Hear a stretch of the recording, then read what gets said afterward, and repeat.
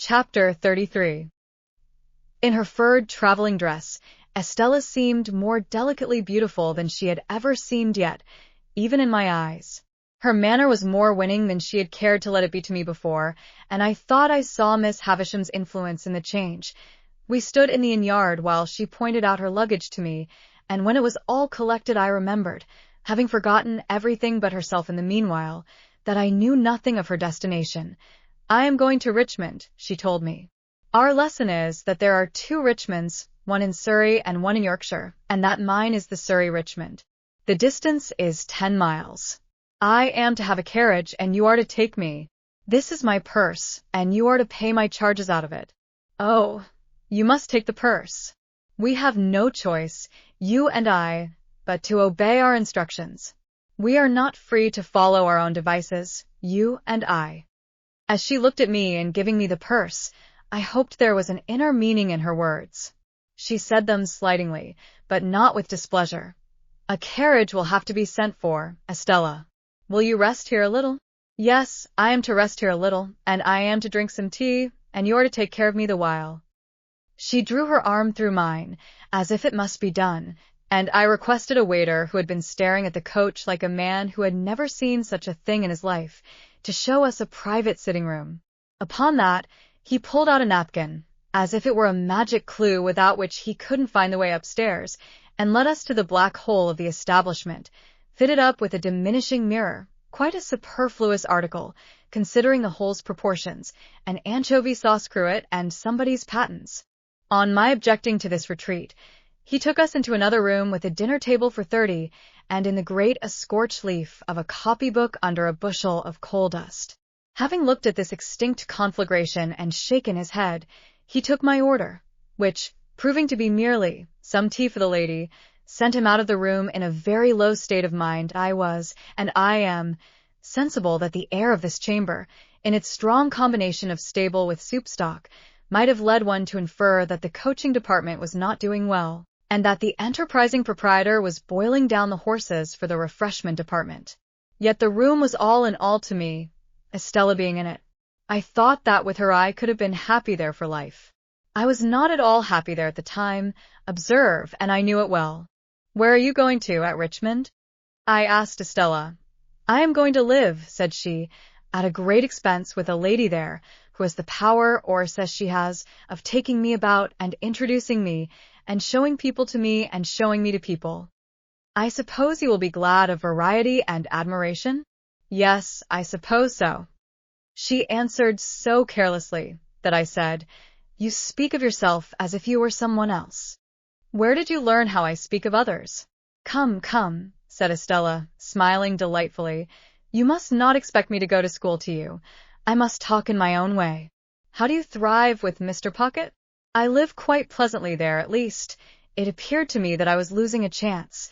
At least," repeated Estella, "as pleasantly as I could anywhere away from you."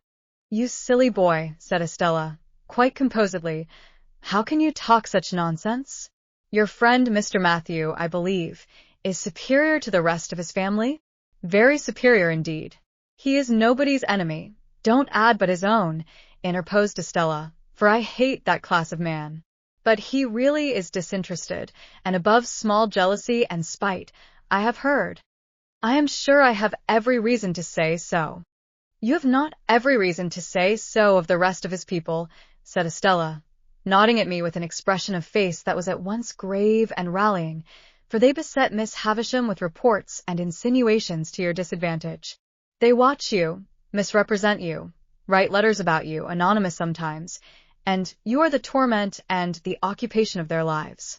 You can scarcely realize to yourself the hatred those people feel for you. They do me no harm, I hope?" Instead of answering, Estella burst out laughing. This was very singular to me, and I looked at her in considerable perplexity. When she left off, and she had not laughed languidly but with real enjoyment, I said, in my diffident way with her, "I hope I may suppose that you would not be amused if they did me any harm." "No, no, you may be sure of that," said Estella. "You may be certain that I laugh because they fail. Oh, those people with Miss Havisham, and the tortures they undergo." She laughed again, And even now, when she had told me why, her laughter was very singular to me, for I could not doubt its being genuine, and yet it seemed too much for the occasion. I thought there must really be something more here than I knew. She saw the thought in my mind and answered it. "It is not easy for even you," said Estella, "to know what satisfaction it gives me to see those people thwarted, or what an enjoyable sense of the ridiculous I have when they are made ridiculous. For you were not brought up in that strange house from a mere baby. I was. You had not your little wits sharpened by their intriguing against you, suppressed and defenseless, under the mask of sympathy and pity, and what not that is soft and soothing. I had. You did not gradually open your round childish eyes wider and wider to the discovery of that impostor of a woman who calculates her stores of peace of mind for when she wakes up in the night. I did." It was no laughing matter with Estella now, nor was she summoning these remembrances from any shallow place. I would not have been the cause of that look of hers for all my expectations in a heap. "Two things I can tell you," said Estella. "First, notwithstanding the proverb that constant dropping will wear away a stone, you may set your mind at rest that these people never will, never would in 100 years, impair your ground with Miss Havisham, in any particular, great or small. Second, I am beholden to you as the cause of their being so busy and so mean in vain, and there is my hand upon it." As she gave it to me playfully, for her darker mood had been but momentary, I held it and put it to my lips. "You ridiculous boy," said Estella, "will you never take warning? Or do you kiss my hand in the same spirit in which I once let you kiss my cheek?" "What spirit was that?" said I. "I must think a moment." "A spirit of contempt for the fawners and plotters." "If I say yes, may I kiss the cheek again?" "You should have asked before you touched the hand. But yes, if you like." I leaned down, and her calm face was like a statue's. "Now," said Estella, gliding away the instant I touched her cheek, "you are to take care that I have some tea, and you are to take me to Richmond." Her reverting to this tone, as if our association were forced upon us, and we were mere puppets, gave me pain, but everything in our intercourse did give me pain. Whatever her tone with me happened to be, I could put no trust in it, and build no hope on it, and yet I went on against trust, and against hope. Why repeat it 1,000 times? So it always was that I rang for the tea, and the waiter, reappearing with his magic clue, brought in by degrees some 50 adjuncts to that refreshment, but of tea not a glimpse. A tea board, cups and saucers, plates, knives and forks, including carvers, spoons various, salt cellars, a meek little muffin confined with the utmost precaution under a strong iron cover, Moses in the bulrushes typified by a soft bit of butter and a quantity of parsley, a pale loaf with a powdered head, 2 proof impressions of the bars of the kitchen fireplace on triangular bits of bread, and ultimately a fat family urn, which the waiter staggered in with, expressing in his countenance burden and suffering. After a prolonged absence at this stage of the entertainment, he at length came back with a casket of precious appearance, containing twigs. These I steeped in hot water, and so from the whole of these appliances extracted 1 cup of I don't know what for Estella, the bill paid, and the waiter remembered, and the ostler not forgotten, and the chambermaid taken into consideration. In a word, the whole house bribed into a state of contempt and animosity, and Estella's purse much lightened, we got into our post-coach and drove away. Turning into Cheapside and rattling up Newgate Street, we were soon under the walls of which I was so ashamed. "What place is that?" Estella asked me. I made a foolish pretense of not at first recognizing it, and then told her. As she looked at it, and drew in her head again, murmuring, "Wretches!" I would not have confessed to my visit for any consideration. "Mr. Jaggers," said I, by way of putting it neatly on somebody else, "has the reputation of being more in the secrets of that dismal place than any man in London." "He is more in the secrets of every place, I think," said Estella in a low voice. "You've been accustomed to see him often, I suppose?" "I have been accustomed to see him at uncertain intervals, ever since I can remember. But I know him no better now than I did before I could speak plainly." "What is your own experience of him? Do you advance with him?" "Once habituated to his distrustful manner," said I have done very well." "Are you intimate?" "I have dined with him at his private house." I fancy, said Estella, shrinking, that must be a curious place. It is a curious place. I should have been chary of discussing my guardian too freely even with her, but I should have gone on with the subject so far as to describe the dinner in Gerrard Street, if we had not then come into a sudden glare of gas.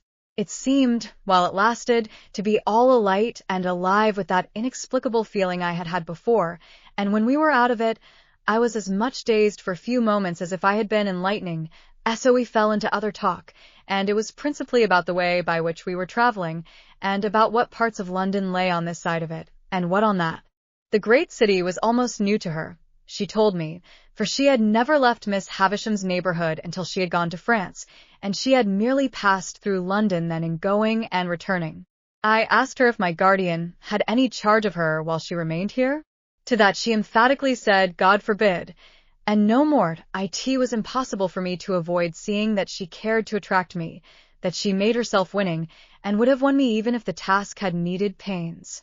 Yet this made me none the happier, for even if she had not taken that tone of our being disposed of by others, I should have felt that she held my heart in her hand because she wilfully chose to do it, and not because it would have wrung any tenderness in her to crush it and throw it away. When we passed through Hammersmith, I showed her where Mr. Matthew Pocket lived, and said it was no great way from Richmond, and that I hoped I should see her sometimes. Oh yes, you are to see me, you are to. Come when you think proper. You are to be mentioned to the family. Indeed, you are already mentioned. I inquired was it a large household she was going to be a member of? No, there are only two, mother and daughter. The mother is a lady of some station, though not averse to increasing her income. I wonder Miss Havisham could part with you again so soon. It is a part of Miss Havisham's plans for me. Pip, said Estella, with a sigh, as if she were tired. I am to write to her constantly and see her regularly and report how I go on, I and the jewels, for they are nearly all mine now. It was the first time she had ever called me by my name. Of course, she did so purposely, and knew that I should treasure it up. We came to Richmond all too soon, and our destination there was a house by the green, a staid old house, where hoops and powder and patches, embroidered coats, rolled stockings, ruffles, and swords had had their court days many a time. Some ancient trees before the house were still cut into fashions as formal and unnatural as the hoops and wigs and stiff skirts, but their own allotted places in the great procession of the dead were not far off, and they would soon drop into them and go the silent way of the rest. A bell with an old voice, which I dare say in its time had often said to the house, here is the green farthingale, here is the diamond-hilted sword, here are the shoes with red heels, and the blue solitaire, sounded gravely in the moonlight, and two cherry-colored maids came fluttering out to receive Estella. The doorway soon absorbed her boxes, and she gave me her hand and a smile, and said good night, and was absorbed likewise.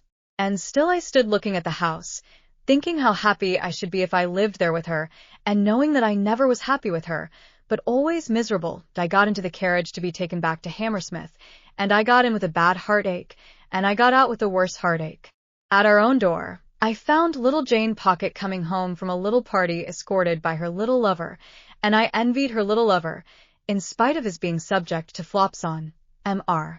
Pocket was out lecturing, for he was a most delightful lecturer on domestic economy, and his treatises on the management of children and servants were considered the very best textbooks on those themes.